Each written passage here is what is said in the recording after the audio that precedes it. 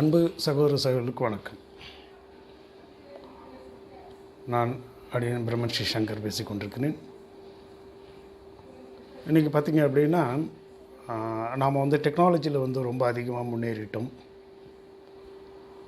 மனிதனால் எதையும் சாதிக்கக்கூடிய வல்லமை வந்துருச்சு. ஆர்டிஃபிஷியல் இன்டெலிஜென்ஸில் நாம் மிகப்பெரிய நிலையை அடைஞ்சிருக்கிறோம் அப்படின்றதெல்லாம் நாம் சொன்னாலும், ஆனால் இந்த பிரபஞ்சம் நமக்கு கொடுத்த இந்த உடலும் உயிரும், இந்த மனித வாழ்வு அப்படின்றதுனுடைய அந்த மாண்பு குறைந்து கொண்டு வருவதை நாம் பார்க்குறோம். இந்த மனித வாழ்விற்காக இந்த அறிவியலா அல்லது அறிவியலுக்காக இந்த மனித வாழ்வா? பொதுவாக பார்த்திங்க அப்படின்னா இந்த இந்த உலகத்தில் மக்களுடைய உடல் ஆரோக்கியம் எப்போ உங்களுக்கு கெட்டுப்போகுது அப்படின்னு சொல்லிட்டு பார்த்திங்க அப்படின்னா, நம்ம தொழில் புரட்சி நடக்குது இங்கிலாண்டில்.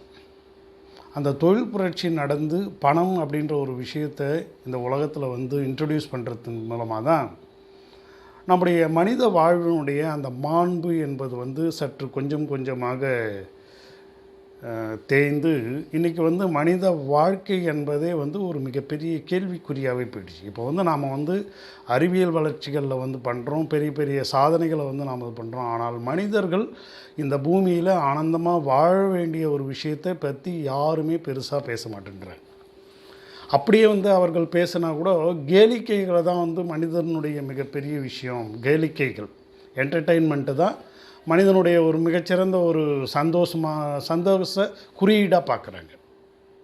ஆனால் மனிதர்கள் பார்த்திங்க அப்படின்னா சற்றேறக்குறைய 5000 வருடங்களுக்கு முன்னாடி இருந்த அந்த வாழ்வியல் முறை, சிந்து சமவெளி நாகரிகம்லாம் இந்த நதிகளில் இந்த ரிஷிமார்கள் அவங்கெல்லாம் இருந்துட்டு தன்னை தான் உணரும் ஒரு நிலையை அவர்கள் சொல்லிட்டு தனக்குள்ளே இருக்கின்ற அந்த அதீதமான அணு ஆற்றல், இந்த அணு ஆற்றலிருந்து அவர்கள்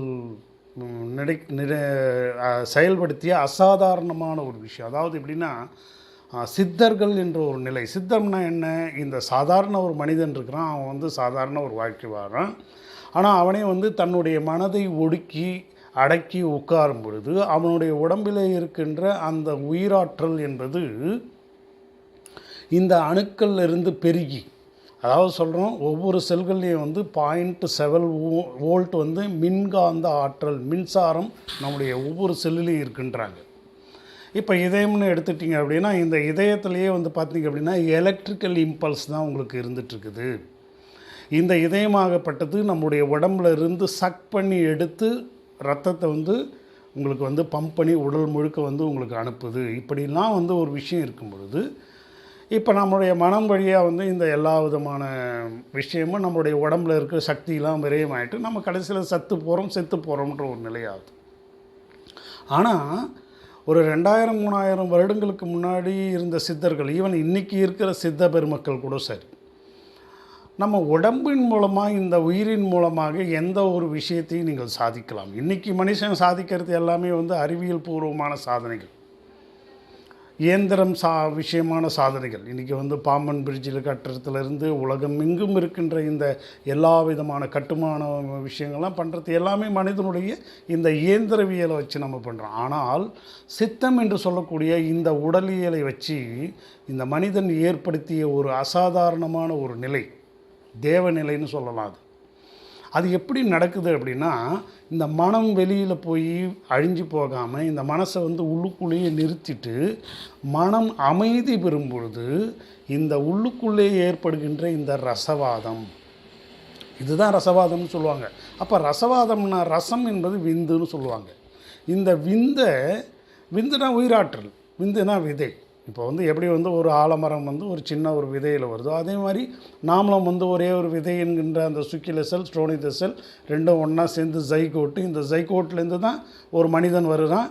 அதனுடைய நிறை என்பது, அந்த வெயிட் ஆஃப் அந்த ஒரு ஜைகோட் என்பது 0.12 0.12 கிராம் அப்படி இருக்கின்ற அந்த ஒரு அசாத்தியமான ஒரு ஜைகோட் என்கின்ற ஒரு நிலை நம்முடைய இந்த என்ஜான் உடம்பு அது பண்ணுது. இப்போ நமக்குள்ளே இருக்கின்ற அந்த சுக்கில செல் தான் வந்து ரசவாதம்னு சொல்லி அதை ஊதி கட்டி நம்முடைய சிரசில் நிறுத்தும் பொழுது அது இந்த பீனியல் கிளாண்டினுடைய ஆக்டிவேஷன், பிட்யூட்ரி கிளாண்டோட ஆக்டிவேஷன் இதெல்லாம் செஞ்சு மனிதனுடைய அந்த உள்ளுக்குள்ளே இருக்கின்ற அந்த செல்களை வந்து என்ன ஆகுது, அது வந்து ஒளிநிலைக்கு தன்னை உணர்த்துகிறது. அப்போ மனிதன் வந்து சத்து அசத்து என்கின்ற ஒரு 2 நிலையில் தான் இவனோட உடம்பே கட்டமைக்கப்படுகிறது. அப்போது இந்த அசத்துக்கள் இருந்ததுன்னா, அசத்துக்கள் தான் நம்ம வந்து இந்த வேலை செய்வதற்கெல்லாம் எப்படி வந்து செந்தாமரை வந்து சேத்துல இருக்கிற அந்த கழிவுகளெல்லாம் எடுத்து தான் அது ஊட்டம் பெற்று வளர்கிறதோ, அதே மாதிரி இந்த உடலாகப்பட்டது உடம்பில் வந்து சத்து அசத்துன்னு இருக்குது. அதே மாதிரி செல்கள் நுண்ணுயிரிகள்னு இருக்குது. அப்போ இப்படித்தான் இந்த உடம்பு வந்து கட்டமைக்கப்பட்டிருக்கிறது. ஆக இது வந்து மனித வாழ்வினுடைய முக்கியத்துவம் தான் இந்த உலகத்தில் இருக்கிற எல்லா விதமான இது கண்டுபிடிப்புகள்லேருந்து செய்யப்பட்ட சாதனைகள் எல்லாமே வந்து இந்த மனித வாழ்க்கை என்கின்ற மூலமாக தான் வந்திருக்கிறது. ஆனால் சமீப காலமாக பார்த்திங்க அப்படின்னா மனிதர்களுடைய அந்த பிரித்தாளும் சூழ்ச்சி, நானே வந்து இந்த உலகத்தை ஆளணும் அப்படின்றது நம்ம தன்னை முன்னிலைப்படுத்துகின்ற அந்த ஒரு தவறான ஒரு உதாரணமாக ஆகப்பட்டது. என்ன ஆகிடுதுன்னா, இந்த உலக மக்களினுடைய அந்த வாழ்க்கைக்கே வந்து ஒரு மிகப்பெரிய கேள்விக்குறியாக அவர்களுடைய வாழ்க்கையை மாற்றி விடுகிறது. அப்போது அதிகாரம் என்கின்ற ஒரு நிலை ஒரு இடத்துல போய் சேரும் பொழுது அந்த அதிகாரத்தை இவர்கள் தவறாக பயன்படுத்தும் பொழுது என்ன ஆகுது அப்படின்னா, அவர்கள் வந்து எதேச்சிகரமாக வந்து ஒரு போர் தொடுக்கிறது, ஒரு சாரார் மக்களை வந்து ரொம்ப துவேஷமாக அவர்கள் மேல் செலுத்தக்கூடாத ஆயுதங்களெல்லாம் செலுத்தி அவர்களை அழிப்பது, அதே மாதிரி வியாபாரத்திற்காக எண்ணெய்க்காக போட்டி போட்டு அதை வந்து அந்த அடுத்தவர்களுடைய நாட்டுடைய இதெல்லாம் ஆக்கிரமிக்கிறது, இதெல்லாம் பார்த்திங்க அப்படின்னா, அதே மாதிரி வந்து மருத்துவத்திற்காக வந்து மனிதர்களுடைய வாழ்க்கையை பணயம் வைத்து எல்லாருமே வந்து அதிகமான மருத்துவத்தை வந்து நாடி மருத்துவத்தினுடைய அந்த செலவினங்களை அதிகப்படுத்துவது, இதெல்லாம் பார்த்திங்க அப்படின்னா மனித வாழ்க்கைக்கு வந்து ஒரு மிகப்பெரிய ஒரு அவனுடைய மன அமைதியான வாழ்க்கைக்கு மிகப்பெரிய குந்தகம் விளைவிக்காக தான் வருது. அப்போது மனிதம் பெரிதா, இந்த மாதிரியான வணிகம் பெரிதா, அதிகாரம் பெரிதா, அல்லது மனிதனுடைய அமைதியான வாழ்க்கை பெரிதா அப்படின்னு சொல்லிட்டு நமக்கு நாமே கேள்வி கேட்டுக்கிட்டு இந்த அதிகாரத்தை எல்லாம் ஒரு பெரிய பொருட்டாக நினைக்காமல் நம்முடைய வாழ்வு தான் பெருசு அப்படின்ற ஒரு உன்னதமான ஒரு நிலைக்கு வந்துட்டு இந்த வாழ்க்கையை எவ்வாறு நாம் செம்மைப்படுத்த வேண்டும் அப்படின்ற ஒரு நிலையில் நாம் எல்லாரும் இயங்கினோம் அப்படின்னா மிகச்சிறந்த ஒரு வாழ்க்கையை நாம் அனுபவிக்கலாம். அப்படி அனுபவித்தவங்க எல்லாரும் தான் இன்றைக்கி வந்து ஞானியர்களாக இருக்காங்க. அப்போது இன்றைக்கி இந்த உலகத்தில் இருந்த எல்லா பெரிய ராஜாதி ராஜாக்கள், ஹிட்லர், முசோலினி போன்றவங்களாம் இன்றைக்கி வந்து ஆள் இல்லாமல் போயிட்டாங்க. எங்கேயோ பிச்சை எடுத்து வாழ்ந்திருந்த மகான்களை நாம் இன்னி போற்றி அவங்கள வந்து பாராட்டி கொண்டிருக்கிறோம், அவர்களை வணங்கி கொண்டிருக்கிறோம். அப்போது மனிதன் என்பவன் நீ எவ்வளவு பெரிய சாதனை படைத்தாலும், நீ ஒரு பிரசிடெண்ட்டாக இருந்தாலும் சரி, இந்த உலகத்தினுடைய அதிபதியாக இருந்தாலும் சரி, மரணம் என்று வந்த பொழுது அவனுடைய மனித வாழ்க்கை ஒன்று முடிஞ்சு போயிடுச்சுன்னா அத்தோடு முடிஞ்சு போச்சு. ஆனால் தன்னை உணர்ந்து தனக்குள்ளே இருக்கின்ற இந்த சத்து என்ற நிலையை சித்த பொருள்வாக மாற்றி, சத்து சித்து ஆனந்தம் சச்சிதானந்தம்னு சொல்லுவாங்க, இந்த நிலையில் ஒரு மனிதன் உயரும் பொழுது மட்டும்தான் அது அவனுக்கு மரணமில்லாத ஒரு நிலை ஏற்பட்டு அவனுக்கு வந்து மனித நிலை, இதை தான் வந்து குவாண்டம் தியரின்னு சொல்கிறாங்க, குவாண்டம் ஹீலிங்னு சொல்கிறாங்க. குவாண்டம்னா என்ன? இந்த பறந்து விரிந்த பிரபஞ்சத்தினுடைய ஒரு ஆற்றல். அப்போது இந்த மனித உடலாகப்பட்டது இந்த எல்லையில்லாத பிரபஞ்சத்தின் ஆற்றலாக இருக்கிறது. இந்த ஒரு முக்கியத்துவத்தை வந்து இன்றைக்கி என்ன ஆகிப்போச்சு, இந்த கேளிக்கைகள் எல்லாமே வந்து அதை வந்து மறக்கடிக்க செய்கிறது. மனித வாழ்வு என்பது பெருசா அல்லது மற்ற விஷயங்கள் பெருசா அப்படின்ற போது கேளிக்கைகளும் இந்த மாதிரியான அறிவியல் கண்டுபிடிப்புகளும் ஆர்டிஃபிஷியல் இன்டெலிஜென்ஸுகளும் இதுதான் வந்து ரொம்ப முக்கியத்துவமாக பெற்று சாதாரண சாமானிய மனிதர்களுடைய வாழ்க்கை வந்து அப்படியே வந்து நெருப்பில் இட்ட அந்த புழுக்களை போல இவர்கள் எல்லோரும் வாழ்கின்ற ஒரு நிலையை பார்க்கும் பொழுது மனிதம் இங்கே செத்து கொண்டிருக்கிறதா என்று தான் நாம் பார்க்க முடிகிறது. இதே நிலை இன்று இந்த உலகில் நடக்கின்ற இதே ஒரு நிலை இப்படியே தொடர்ந்து போச்சுன்னா மனிதர்களை மிக அதிக அளவிலே இவர்கள் வந்து அழித்து தான் வாழ வேண்டும். அவர்கள் வாழ்வதில்லை, அவர்களுக்குன்னு சொல்லிட்டு உயிர் போச்சுன்னா போயிடுது.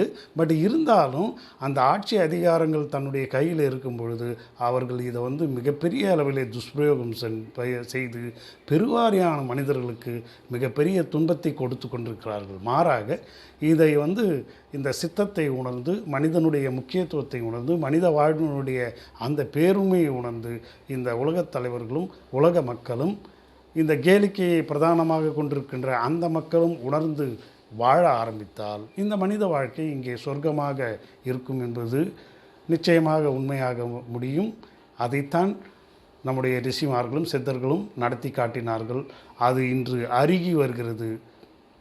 மதத்தின் பெயராலையும் ஜாதியின் பெயராலையும் மனிதர்களை பிரித்து அவர்களுடைய அந்த உணர்வுகளை தூண்டி அவர்களை சாகடிக்க தூண்டுகின்ற இந்த மாதிரியான ஒரு தப்பிதமான வாழ்க்கை மறைந்து தன்னை உணரும், தன்னுடைய உடம்பிலே இருக்கின்ற அந்த ஆனந்தத்தை உணரும் அற்புதமான வாழ்க்கை இந்த உலகிலே மலர வேண்டும் என்று எல்லாம் வல்ல பிரபஞ்ச ஆற்றலையும் நம்முடைய 84 லட்சம் யோனி பேதத்திலே இருக்கின்ற அந்த பிரபஞ்ச ஆற்றலையும் 850 கோடி மக்களுடைய உள்ளிலே இருந்து செயலாற்றி கொண்டிருக்கின்ற அந்த பிரபஞ்ச ஆற்றலையும் வணங்கி கேட்டுக்கொள்கிறேன். நன்றி, வணக்கம்.